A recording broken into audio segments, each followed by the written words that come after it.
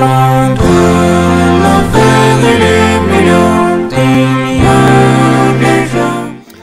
L'histoire de l'enseignement de l'éducation physique et sportive au Burkina Faso. Les grands axes à retenir: avant la colonisation, pendant la colonisation et après la colonisation. Avant la colonisation.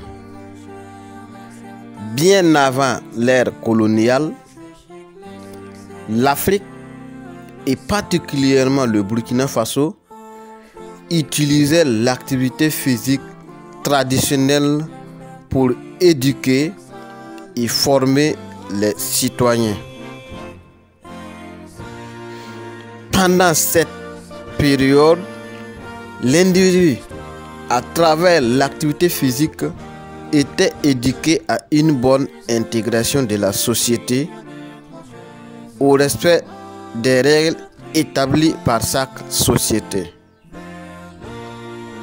Chaque tribu avait sa manière d'éduquer et de former sa jeunesse à travers l'activité physique. Pendant la colonisation, l'ère coloniale, la période où l'activité physique traditionnelle change de dénomination et devient l'éducation physique et sportive grâce à l'implantation des écoles. Pendant cette période, l'éducation physique des enfants n'est plus à la charge de leurs parents, mais aux enseignants choisis à cet effet.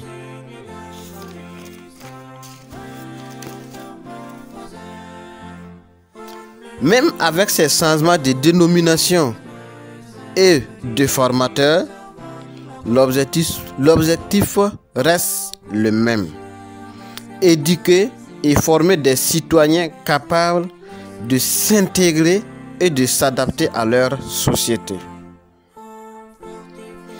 Au Burkina Faso, les premiers enseignants d'EPS furent d'abord des coopérants français. Puis, à la fin des années 1950, les premiers maîtres nationaux formés dans les instituts français viennent prendre progressivement la relève. Le premier recrutement d'enseignants d'EPS niveau BPC fut lancé en 1956. Paul Bouda et François Bassolé furent admis à être formés en France. Suite à une sélection des meilleurs, Paul Bouda, précédemment instituteur, reviendra au pays en 1958 à l'issue de sa formation pour enseigner l'EPS dans les établissements scolaires, mais également encadrer les enseignants du primaire. Paul Bouda est considéré à ce titre comme étant le premier maître d'EPS de la Haute-Volta formé à cet effet.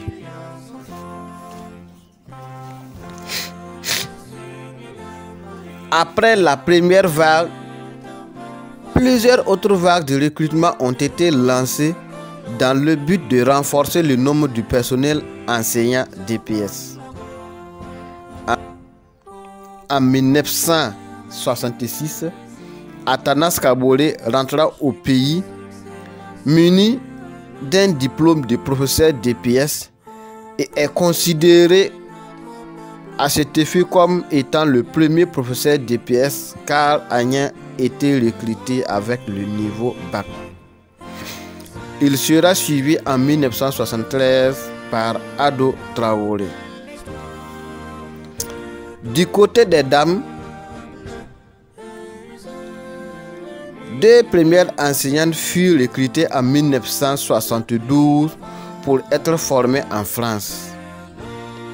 Mais suite à des difficultés diplomatiques, elles seront formées à Abidjan d'où elles sortiront en 1975. Il s'agit de Madeleine Zeda et Mariam Marie Zizel Diasso. Il a fallu attendre en 1982 pour que le texte devant régir l'inspection pédagogique soit une réalité.